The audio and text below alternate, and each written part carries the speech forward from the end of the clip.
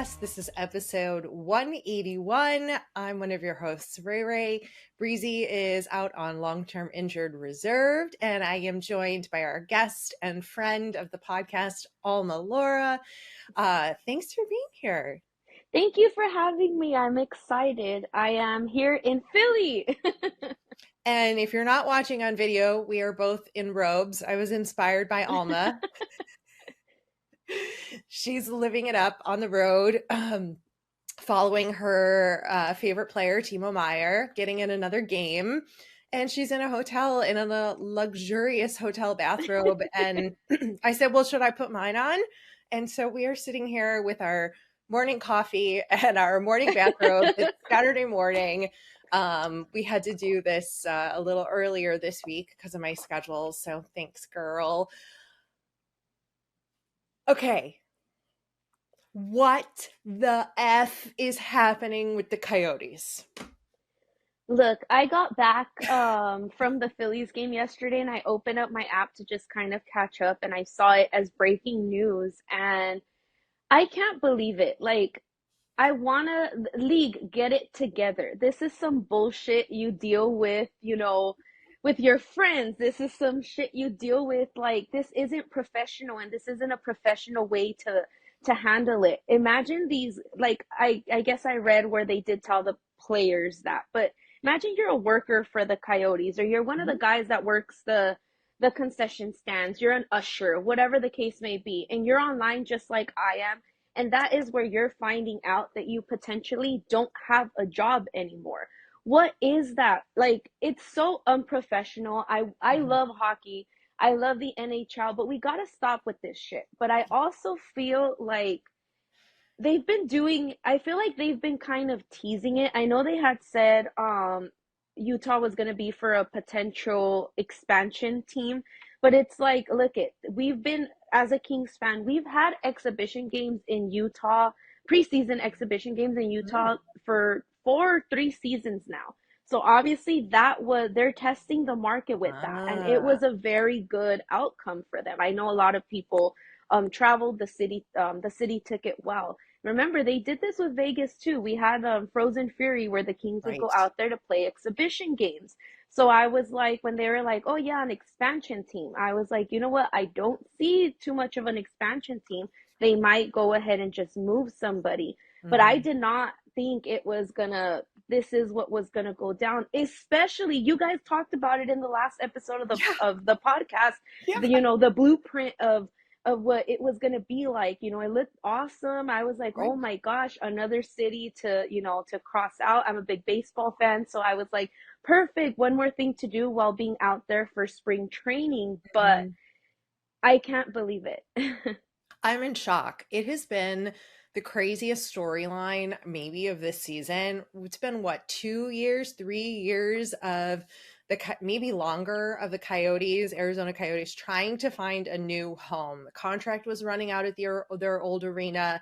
There was talks of a new one. There's been like 4 different plans for them across the cities of that like area of Phoenix to try to build a new arena. Nothing has come to fruition. The ownership dropped this huge social media push last week, which you just mentioned that we talked about, how they're going to build this $3 billion complex and they're going to get the land. And then literally like a day later, we find out that there's like talks of them moving to Utah, Salt Lake City. The whole thing is crazy. It's such a disgrace and just disappointing treatment of the players and the team. Like you said, how do you like let these rumors on the internet be the way that you tell the team that they're moving? Do the players even want to go to Utah? Like, what's the team name going to be? Where are they practicing? Like, when is this happening? Like, what's going to go on? And I just cannot believe that this is how it played out. And it's really disappointing. And I'm really disappointed in the way that the organization and the league has handled this announcement, because that's like not the way to do it. I know it's business, and I know that the GM who like dropped that we're staying in Arizona thing, that was all just a business move. That was a business move to threaten them. I guarantee you. They were like, we're going to put this out. We're going to put this video out and we're going to get all the fans on our side and we're going to tell them we're staying and there's plans and it's privately funded. And then what are they going to do? Tell everybody we're moving to Utah? Yeah, don't mess with Gary Bettman. He's a lawyer. And I just wish this could have been handled so differently. It's so petty. It's so petty. Imagine being a player, you're like, I'm not gonna wanna fucking play for you. Like, are you kidding me? Right. This is how disposable we are, not just now as players anymore. This is how disposable we are as an organization where you guys are just like, well, bye, figure it out. Like, us, we always think about more than just hockey. Imagine these guys, their homes that they bought because they're guaranteed to be there a certain amount of time. Mm-hmm. What is it, people that work for the team, didn't Biz just buy a house there and he's remodeling it and all Right. this stuff? And it's like you stop to think about that and it's like, imagine us, we're right here, me on vacation, and I find out online, hey, you're getting fired, and I'm over here living the life, and it's like, oh wait, what? Like, Uh-huh. what's going on? It was very poorly handled, and I feel so bad for the people of Arizona that have been so ride or die for this organization, for the youth hockey groups that, Yeah. are there. You're trying to essentially grow the sport, and then you do some shit like this. Let's not forget, you can't say, oh, well, Arizona's not a hockey town. Let's not forget, Austin Matthews Mm-hmm. is from Arizona, and look at where he is now, on pace to, what is it? On pace to All score, I don't 70. know how, yeah, Almost to on 70 goals. pace to do that. So that's telling you that having a team in the state helps you grow the game. This isn't the way to do it. Yes, you're going to move it to Utah. It's probably going to be awesome. It's probably going to be amazing. We'll probably be talking about taking a trip out there Right. to check it out.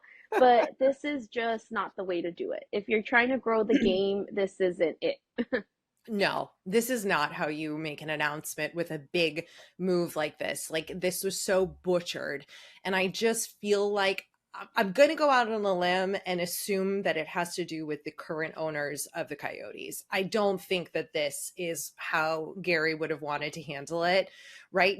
We've seen the huge success of the launch of the Kraken, of the Golden Knights. Mm-hmm. Yeah, those are expansion teams, but I feel like when you move a team, it's just as important.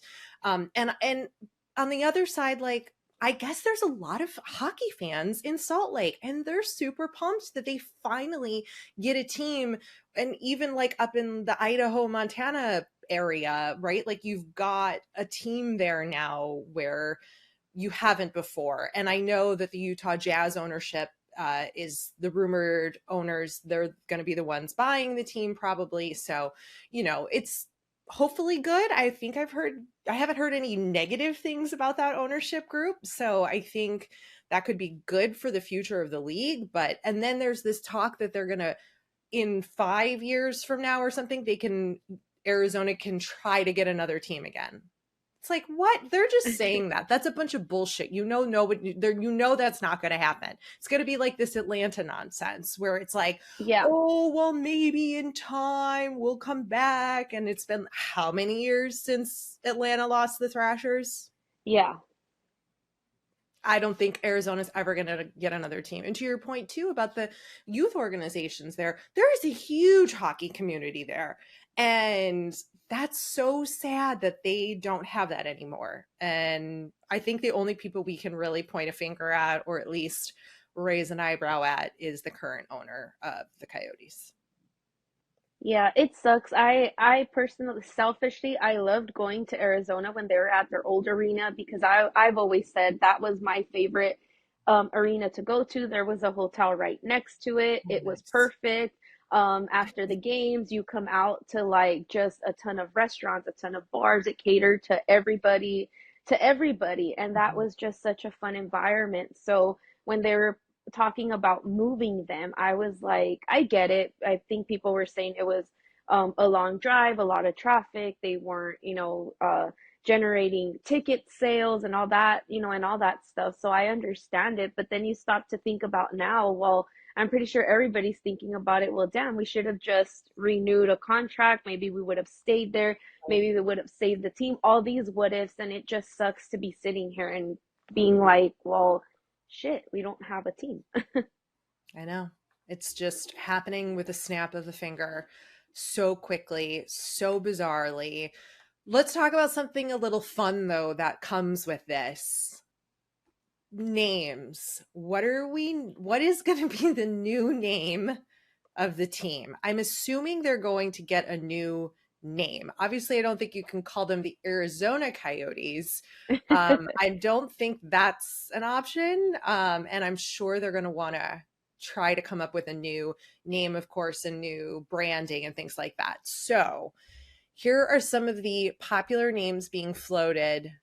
The Yeti, Stag, Mountaineers. That all ties into the mountainous terrain. You have the Golden Eagles, which is a nickname that was used for the IHL team that thrived in the 80s there. The Hive or Stingers, because I guess Utah is the beehive state. Fun facts. Didn't know shit about Utah until today. The Saints or Pioneers. It could be an homage to the Mormon settlers. And then the Blizzard, but with two Z's, because it would keep with winter theme and go with the Jazz name with the double Z's. And then also, would the team be called Salt Lake City, or would it be Utah? Are we going with the city name, or are we going with the state? What do you like? What grabs you initially? I like Blizzard because I like it to kind of just tie in. Like I've always been a tad jealous of what is it, Chicago, because it's like, oh, they have the Chicago Bears and the Chicago Cubs. I think that's adorable. Yeah. And then like even with Pittsburgh, all their sports teams have the same colorway. Like that's Right. so awesome. But I like the Blizzard, and I feel like their mascot could be the Yeti. Ooh, I like that. Okay, the only problem I see with the Blizzard is the internet is going to start with the Dairy Queen jokes. Oh, that's true. Because Hey, screw it. If I was a fan, I'd own it. I'd be like, all right, cool. yeah, But no, I think it would be cute so that you could have the, what is it, like Seattle, how they paid homage to the, what is it, to the troll under the yeah, bridge, that one like art yeah. sculpture, and that's where Bowie came from. So I was like, oh, they could do the Yeti. I love this. I think you're onto something, and I think you're going to be really close to being right. I could go. I don't like the Yeti as a team name. I Mm-mm. don't want anything to do with bees, hives, stingers. I feel like that's not hockey. The Saints, I feel like that's like, no offense to anybody that plays beer league, but I feel like that's a beer league team name. totally. It's giving me like soccer vibes, because there was a soccer team in Chicago many, many years ago called the Sting, I think, or the Stingers. Mhm. So I have a judgment there, but maybe it's okay. I think Saints, when I think I like that for football. Pioneers, that feels like college football to me. Mhm. Golden Eagles, that feels footballish to me. And then you're like running into the Golden Knights, and then you have the Golden Eagles. I think that's like too similar. Mhm. So I guess you're right. Like, of all the names, Blizzard. Let's go with the Utah Blizzard. Yeah, Yeah, and that's Utah what I was gonna Blizzard. tell you now. I like Utah. I don't like Salt Lake City. Like I think Utah, keep it just, I mean, it has a nice ring to it. Yeah. Rolls off the tongue. Utah Blizzard. The Yeti is their mascot. Okay, done. We've solved the problem. Should we just Yay! we'll get in touch with the Jazz owners and tell them what we think. I'm sure there's a poll somewhere we can vote. We'll just put our 2 cents in and just let everybody know we figured it out. I can't wait until we're right, Yes. Alma, because you know we're going to be right. You heard it here first, guys. We said it. We did it. NHL, you want to send us a paycheck? We're here. We're here all day. We will gladly take it so that we can just go to hockey games and quit our jobs. Thank you so much. Exactly. We love you, Gary. All right, you're in Philly. We briefly touched on that. Tell everybody. So you're going to the game. So today's Saturday. So you're going to the Devils at Flyers. Yes, so I had no idea it was a big weekend in Philly this weekend. So their baseball team, the Phillies, they wore their City Connects jerseys for the very first time. Allen Iverson got a statue that's been the talk of the internet because it's not very statuesque. It's more on the miniature side of it. So um How can so you do that Iverson wrong like that? He's a legend. Come on. exactly. I saw him, he's staying at the hotel. I saw him at the lobby yesterday. Yeah, I was like, "Oh my gosh, I see why they did the statue little because he's kind of on the littler side." But I was just in shock. I couldn't believe that was him. I Did came you upstairs and I just like texted everybody, "Oh my God, Allen Iverson is here." did you I say practice to him?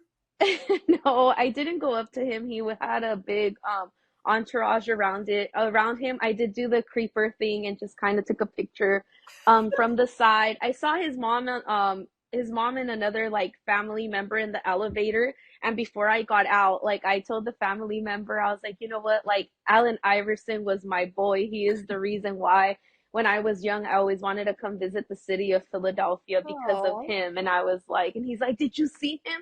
I'm like, yeah, briefly, but I know he's busy doing his thing. Just, I love him. I love you guys. Take care. But that was awesome. So I Oh. didn't know that was going on. And then tonight, Wayne Simmons is retiring. So he signed I think a 1 day contract or something with the Flyers so that he retires as a Flyer. So they're having a ceremony for him at the game. And I had no clue. And so I was like, oh my gosh, this is awesome. I get to be there for that. And I think they asked him, like, because he played with LA. He also played, little with Yeah. teams here and there, sprinkled out here and there. But he said that the reason he wanted to retire as a Flyer is because he embodies what a Flyer is.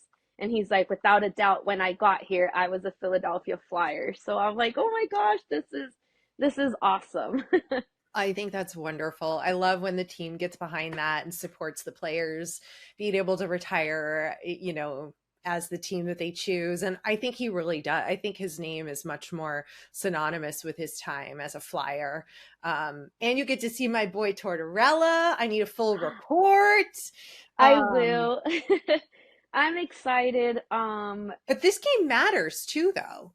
Yeah, it matters to Philly. I don't know what like I have no clue what happened. Like they held on to that third place position pretty much the entire season, and then right now they're just struggling to win, and they're Mhm. not getting any help from anybody else because teams they need to lose end up winning or taking it into overtime where they're getting points. And Yeah. Philly's just kind of sitting there where now their 3 games really matter, and all 3 games are at home. But I think the people who are trying to catch them up, all their games are at home. So this is crazy.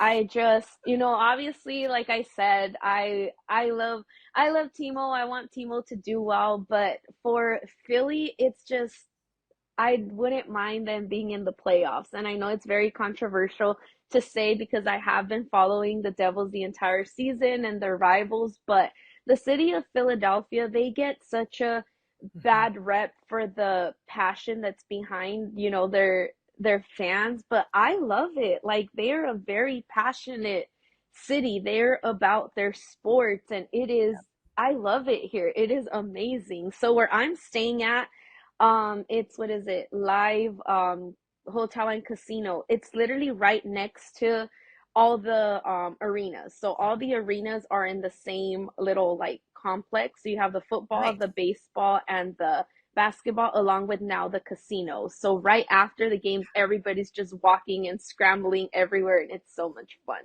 I know That's it sucks for people that live here because I saw it yesterday, like walking back to my hotel. there was a Sixers game and there was a Phillies game. So that traffic to get out of here Mhm. was insane. But I was just cool. I'm chilling. I'm walking to my room with all the people, all the fans. It was so much fun. I love it here. I can't wait for tonight.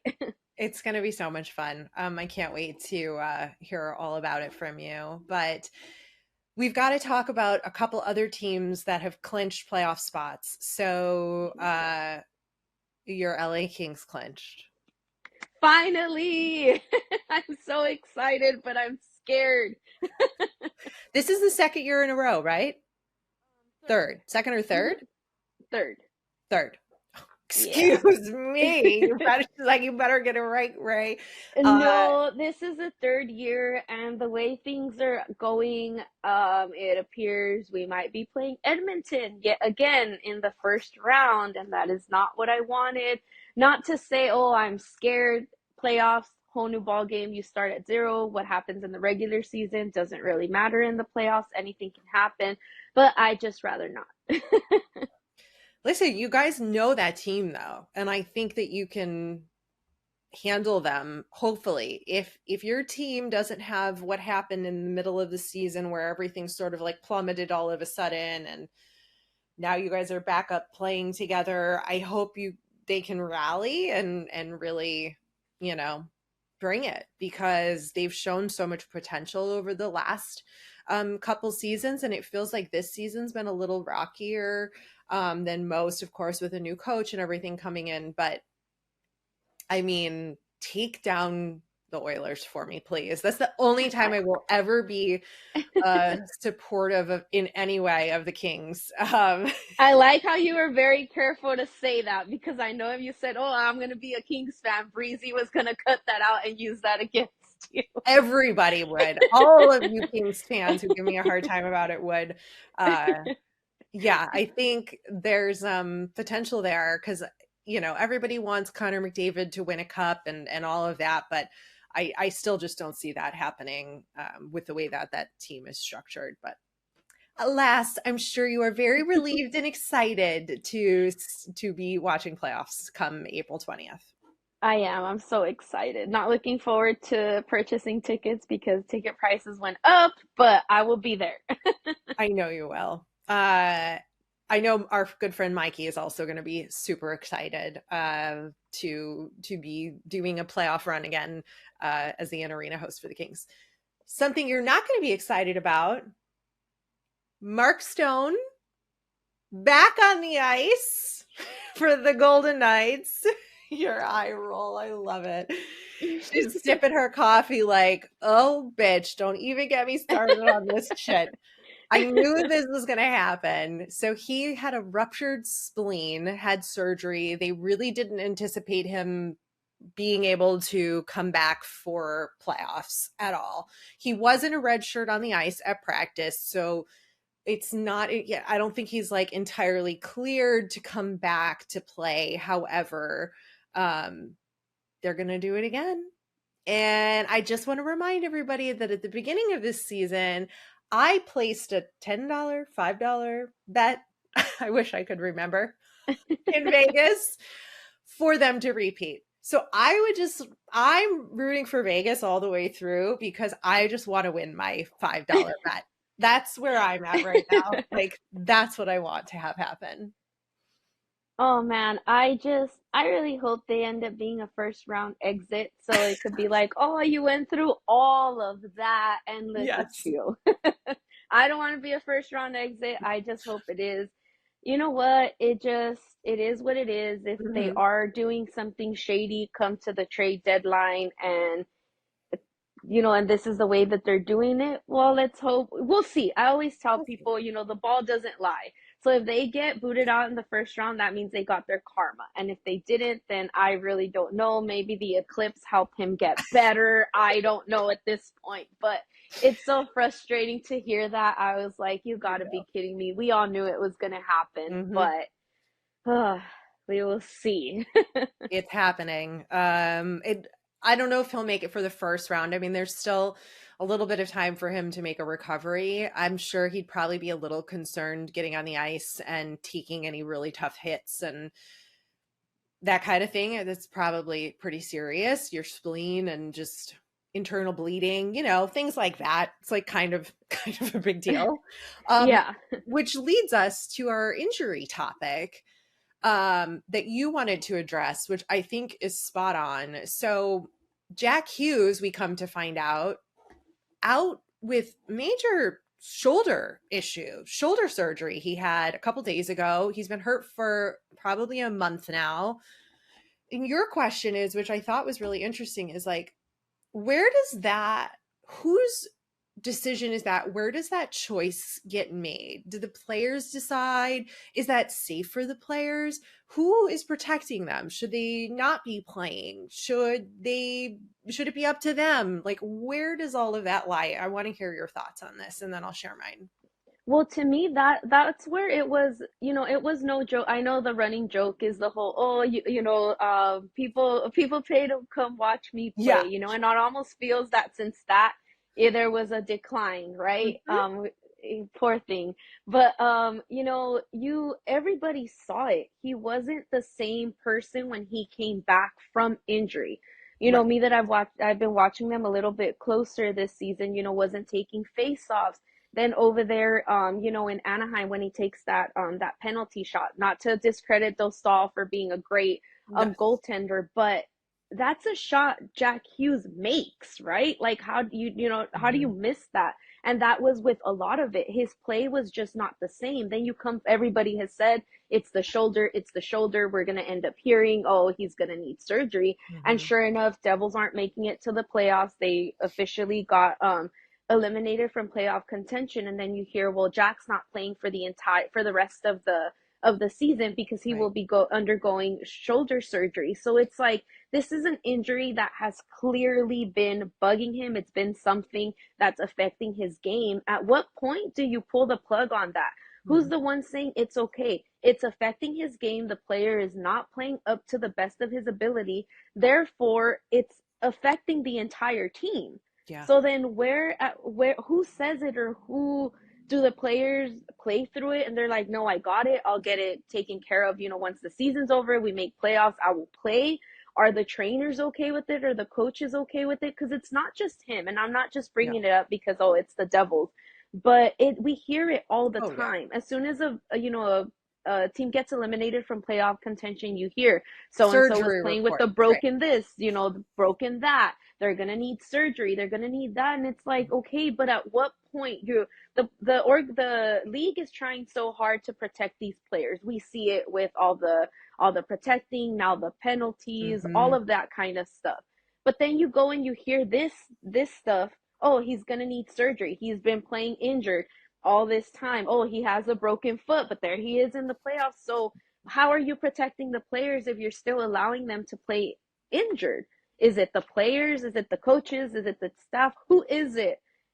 It's the I'm going to bring up this word again for a second week in a row. There's a hypocrisy here lying in what is the players association protecting the players, right? You want to protect them to a degree, but this game and this season is so long, and the injuries that happen, it's so common that most of the guys are playing with some kind of injury, whether it be minor or not. And I feel like it's really just been an accepted part of this game and this league that like that's going to happen, and you just play through it. Because is a Jack Hughes at 75% better than no Jack Hughes?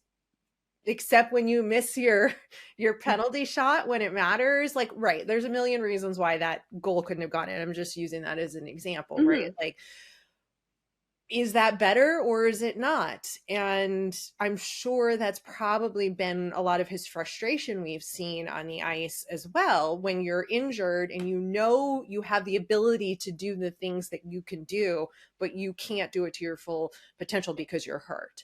And I don't know who, I feel like that's a really blurred line in this sport of the players, I'm sure, have a say. Like they have a say to a degree. And I think that liability falls on them, because if a trainer, a coach is saying, you're too hurt. This isn't going to be good. Da da da da da. We don't recommend you play. But if the player is like, I can do it, I want to do it, I feel like it's like a multi-person conversation that goes down, because there are coaches out there who really do look out for the well-being of their players and would say like, no, we need you for, depending on how old they are or whatever. No, we need you for the next 4 years. I can't have you making an injury worse. And I think it also depends on the level of the injury, or the what's really wrong. What's really wrong with Jack's shoulder? Is it minor enough where he can continue to play through it? It's not going to get any worse. I doubt that. Like any Mm-hmm. injury, you start building up scar tissue. It starts to heal on its own. You can't like put a shoulder in it. Like to heal a shoulder, you have to have your arm like in a sling, immobile. Like you can't be immobile when you play hockey, you know? So I don't know. I think it's something that the players decide and know is sort of part of what's expected. Is it right? Is it wrong? I don't know.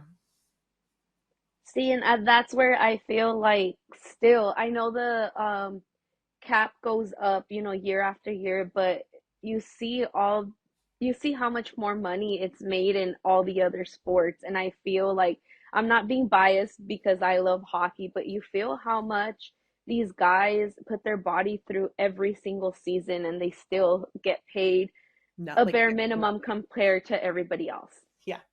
It's not right.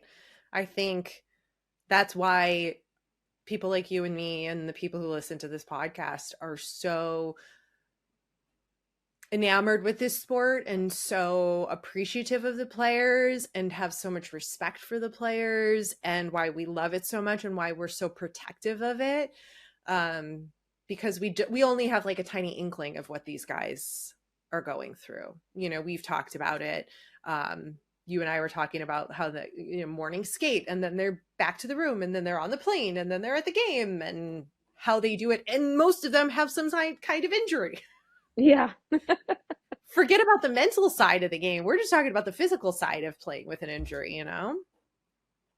I think it will be interesting to see, especially because, to your point, the league is all about trying to protect these guys and no fighting, because if they don't have their helmet on and they hit the ice, then, it's super serious. I think this is just as serious, but they have a different idea. Yeah. Did you have a chance to listen to the Joel Quenneville interview on the Cam and Strick podcast? I did not. Okay, so in case anybody forgot who Joel Quenneville is, he this is the second winningest coach in the NHL. He brought my Chicago Blackhawks 3 Stanley Cups. He got fired from his coaching job with the Florida Panthers after the Kyle Beach lawsuit that happened. He finally, for the first time in several years, has spoken publicly about the whole situation. And while he didn't address everything, and there were definitely some of the questions that the interviewer asked that he was like, I don't feel comfortable talking about that, or I don't want to talk about that, which I think is understandable. And he did share quite a bit. And I think the biggest thing that I gained from it is that he owned up to his mistakes. Very admittedly, was like, I should have done more for Kyle. When I heard that there was a video coach bothering the guys in the minors, I didn't ask more questions. I didn't check in to make sure they were really okay. And he's like, and that is what I should have done and could have done better. And he takes full responsibility for that. He also sort of explained and painted the picture of where his role in that organization was as well. Like he made it sound like his lane was just the coaching lane, and that he wasn't to be involved in any of the other decisions that were being made. And he even called the leaders and president and GM the law firm. So that's painting a picture of sort of how that organization was run. Doesn't matter. And he wasn't like blaming, he wasn't trying to make excuses by any means. He was just trying to sort of give some context of what it was like for him in that moment in time. And he's very quick to say that he could have done better. He should have done better. He's done a lot of work off the ice, learning more about sexual abuse victims, how to handle that. He's even speaking to the coaches and GMs in the league about what to do if something like this happens. I feel like that's a little bit of penance that he has to pay, which is fine, because we should fucking learn from this experience, and we should be able to learn from our mistakes. And he really feels like he deserves a second chance to coach again. And I think he does. And I'm sure people are going to be up in arms that I said that. Based on what I heard from him and his statements of saying that he did not know sexual abuse was even on the table, that was not what was said to him. That first initial, like, one meeting that was 5 minutes long, where they were like, yeah, the video coach has been bugging, he used the phrase like, has been bugging the players on the Rockford team.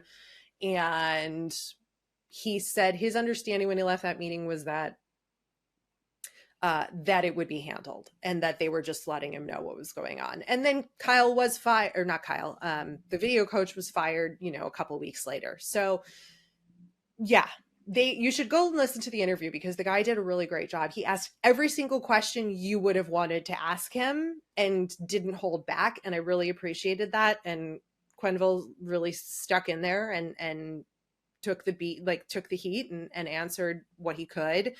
And he really wants to coach again. And I think he would never let that happen again to another player.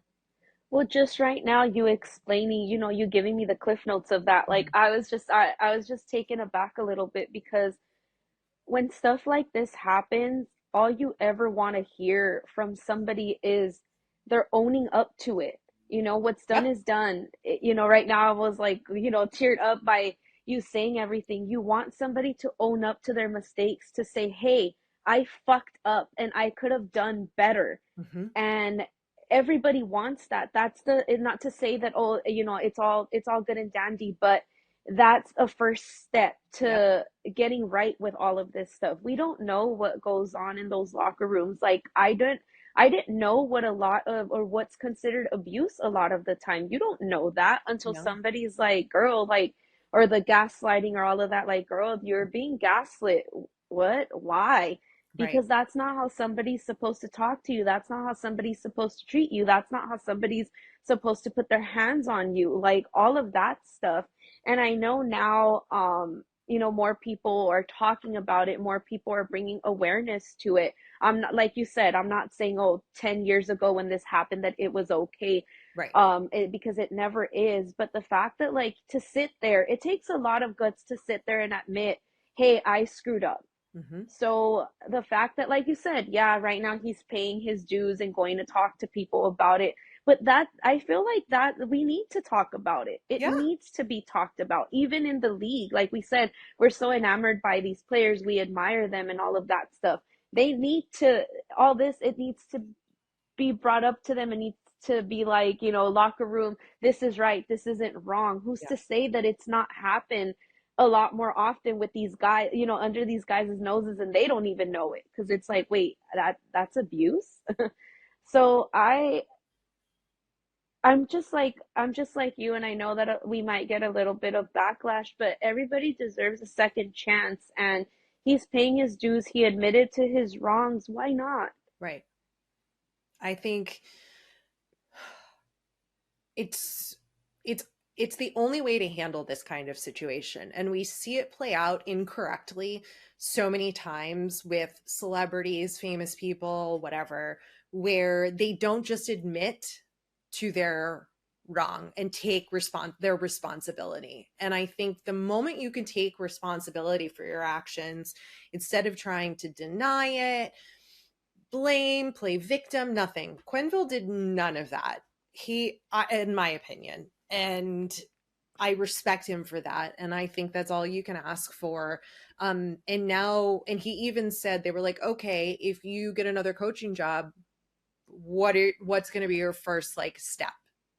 And he is like, I will sit down with every single owner, GM, president, and I will find out what is our protocol to handle issues like this and or other things. We need to all be on the same page of how do we handle this? What is our plan? And how, what do we do? And I think, what more do you want from a coach? It's not just Quenneville's responsibility either. Like, this wasn't just Quenneville's responsibility. Everybody else got fired that was involved in this as well. So,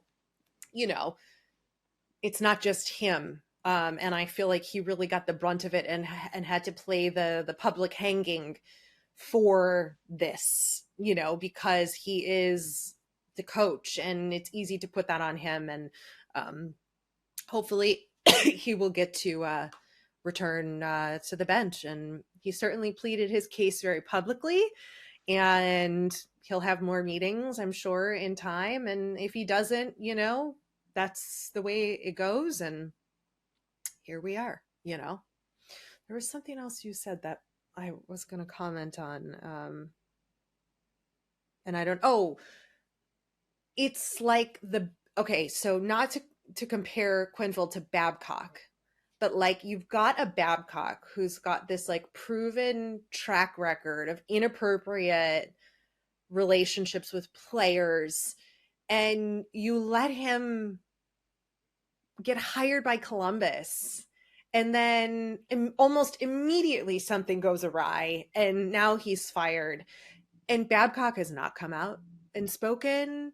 He's not released. I don't remember. He might have released a statement, but I don't think so. But like, over all the years of the shit he's done, has he ever publicly come out and been like, I made a mistake and I own it? I don't think so. Has he? No, like I don't think so. Like you said right now, everybody deserves a second chance. He was given one, and you said as soon as he got hired there, more stuff came to light. And now I feel like because and I feel he lost his job because now the power of social media, you Mm-hmm. can't hide this. This isn't something that you brush under the rug anymore because now it's brought out to light, and what everybody can talk about. Now there's jokes, now there's memes, now there's this, now there's that, but all the talk around, around the town, around social media, now coaches can't be like, well, shit, we can't keep them on there because now we're looked at under a microscope, and they're like, Mm-hmm. yeah, no, we gotta fire them. If not,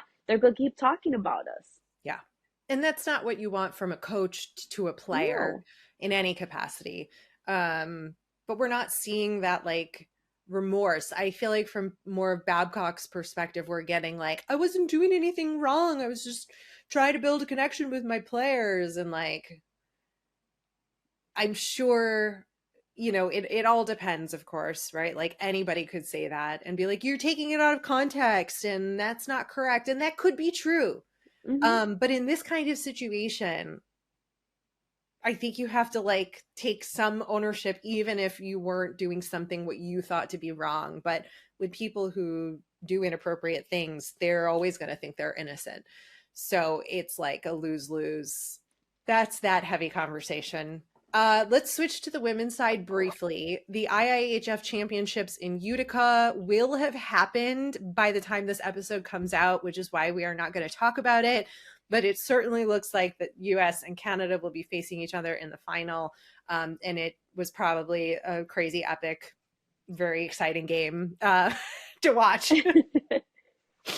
But there's no point to really talk about it because it will have already happened. And we don't know the answer because we cannot predict the future, except for the Utah team name, which is The Utah Blizzard. with the Yeti mascot. Social media viral video. I've got to shout out Andrei Svechnikov from the Carolina Hurricanes, who scored not his first, not his second, but his third Michigan goal. Did you see that goal? Yes, I love that kid. He's the He best. makes it look so easy.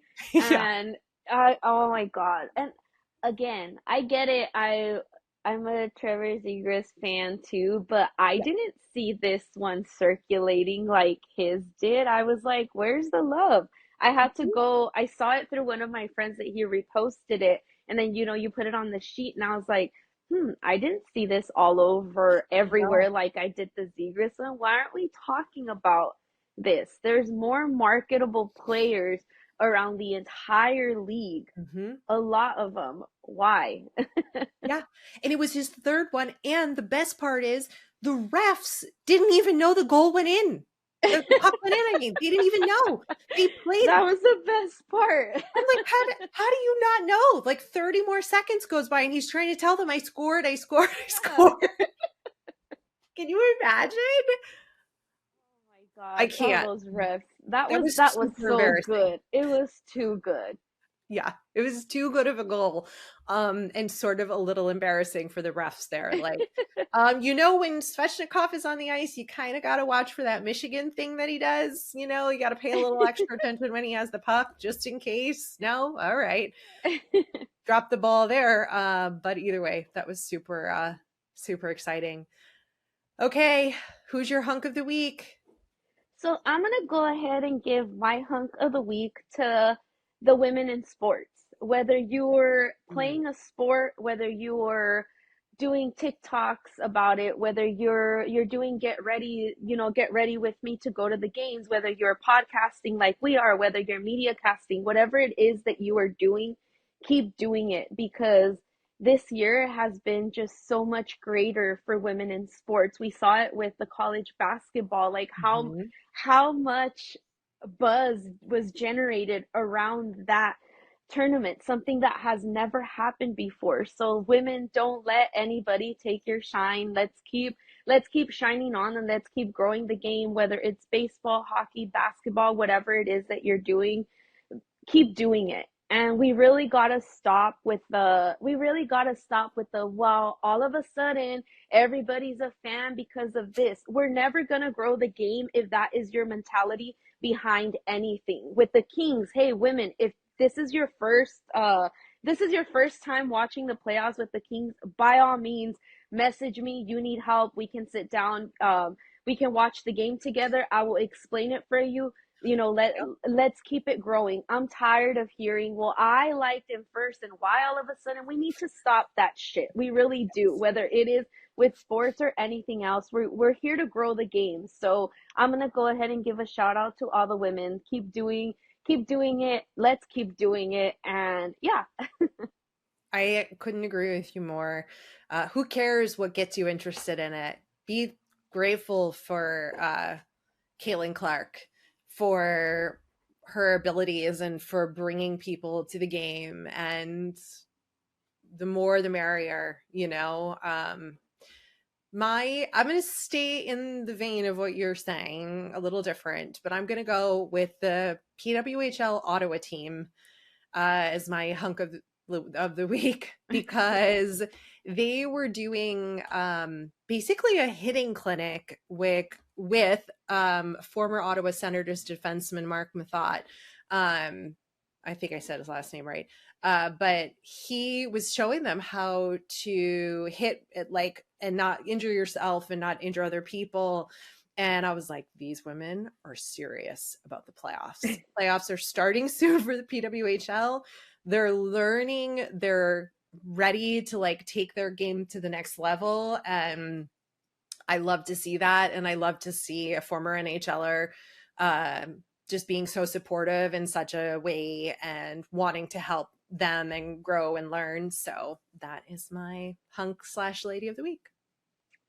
Yay. Okay, have fun tonight. We'll have to follow up when we have you back on to hear about your experience. I can't wait to see all the clips of Wayne's retirement, and it's going to be a great game too. Oh, I'm just I'm so so jealous. excited. You get to see my man, my favorite coach, um, Torts. I need a full report of like how's he looking? What's he like behind the bench? How stressed out is he? Like I need a full report, Alma, in case you didn't know. I will. So the drinking will take place in the second period. So that first period, I could take notes down for you. I need a full play-by-play report from you. Now he's yelling. Now he's not. Now he's smiling. No, Will do. that's too much. I'm kidding. But I do need a